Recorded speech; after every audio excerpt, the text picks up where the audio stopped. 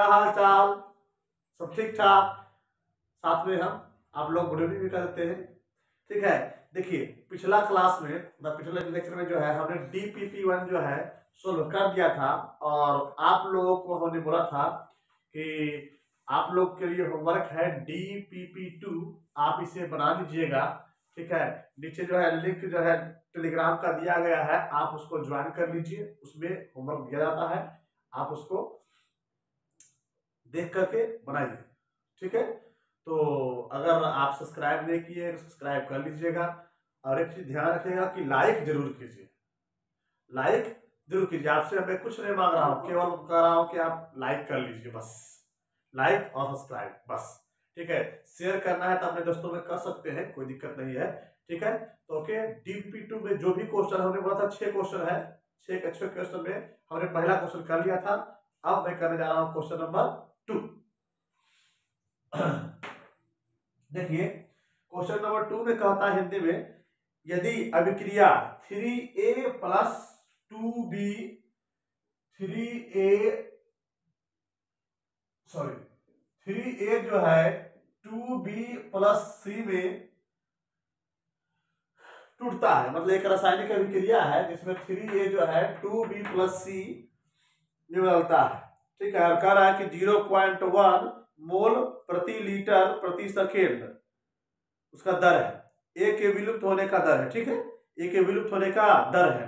ठीक है, तो बी और सी के बनने का दर क्या होगा? चलिए ध्यान दीजिएगा, जब भी इस तरह के रिएक्शन हो तो हमने बोला था कि दर हम निकालते हैं तो दो तरह के दर होते हैं, एक दर होता है औसत दर और दूसरा दर होता है तात्क्षणिक दर। और हम लोग पहले भी ऑलरेडी चर्चा कर चुके हैं कि ज्यादातर जो हम लोग जो है वो तात्क्षणिक दर निकाला करते हैं। ठीक है, तो R इक्वल टू हो जाएगा -1/3 dA by dt plus 1/2 dB by dt plus 1/1 dC by dt।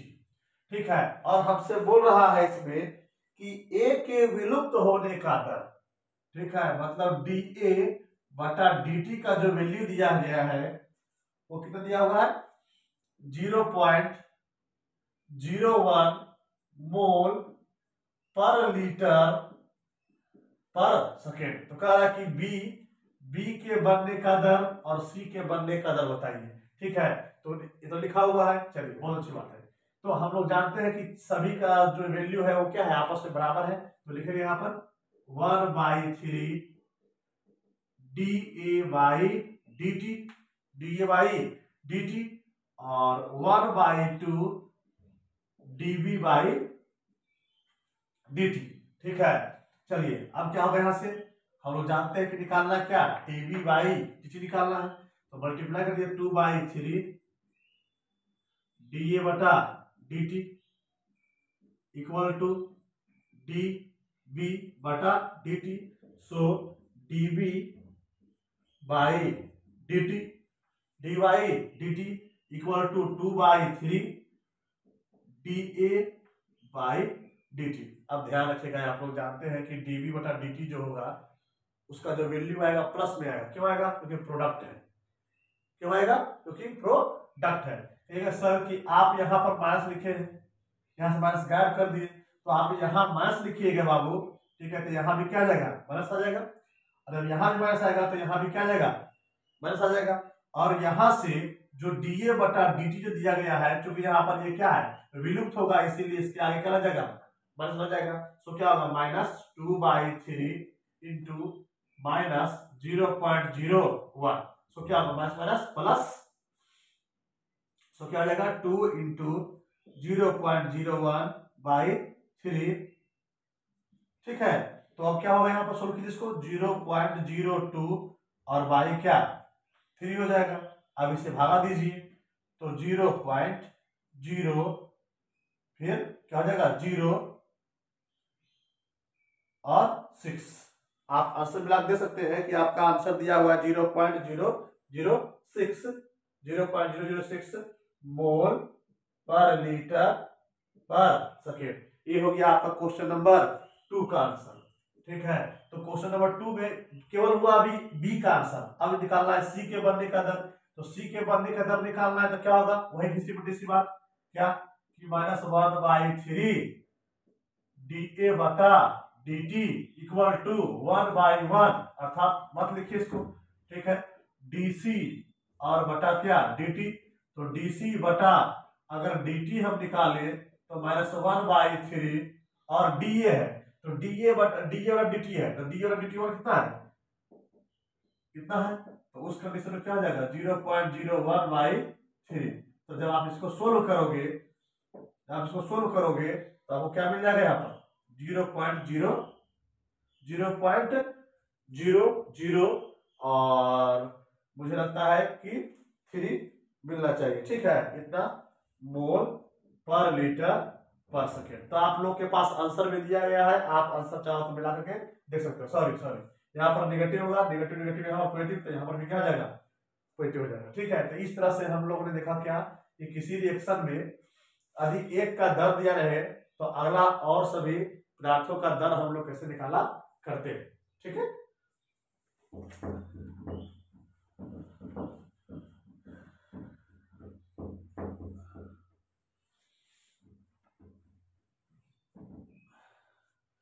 चलिए अब क्वेश्चन नंबर 3 कह रहा है निम्नलिखित अभिक्रिया में जल के बनने का जो दर है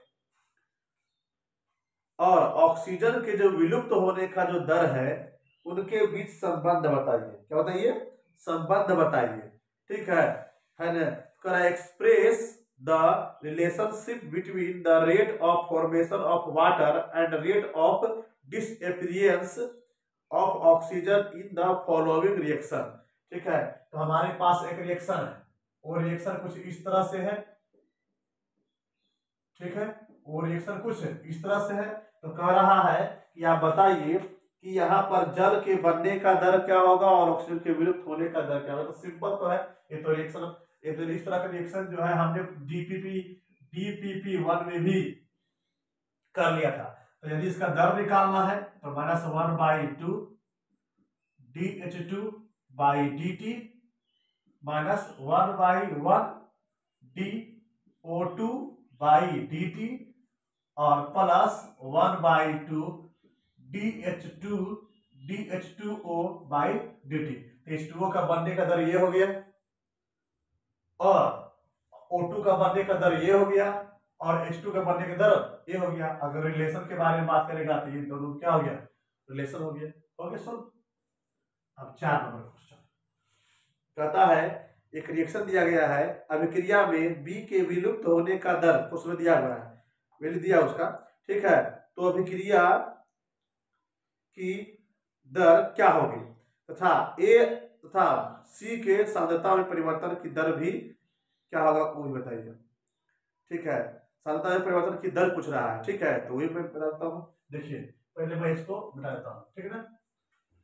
देखिएगा यहाँ पर हमारे पास एक क्वेश्चन है जिसमें जो है दिया गया है 4 नंबर क्वेश्चन में कि ए और 2B मिल के बनाता है 3C और 2D, ठीक है। और हमसे बोल रहा है कि B के जो विलुप्त होने का दर है, B के जो विलुप्त होने का दर है वो इतना मोल पर लीटर पर सेकेंड है। तो कहता है कि रासायनिक अभिक्रिया का दर क्या होगा।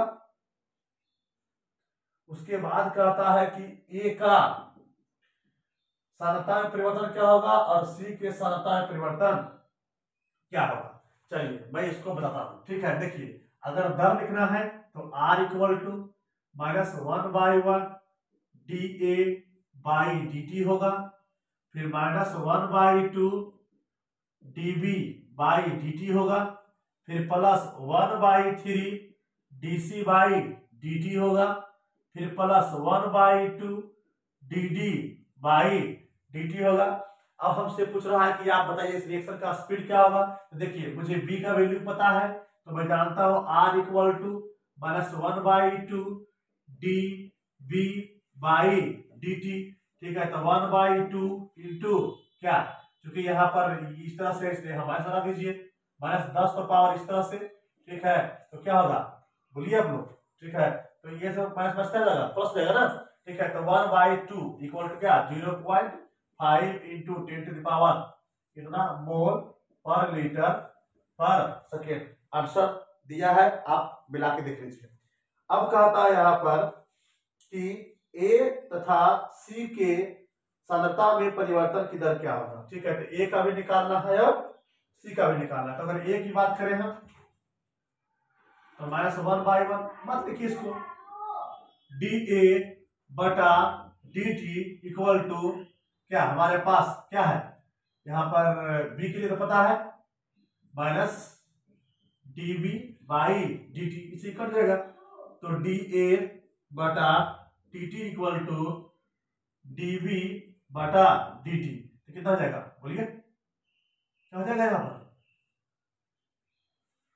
यहाँ आपका हो जाएगा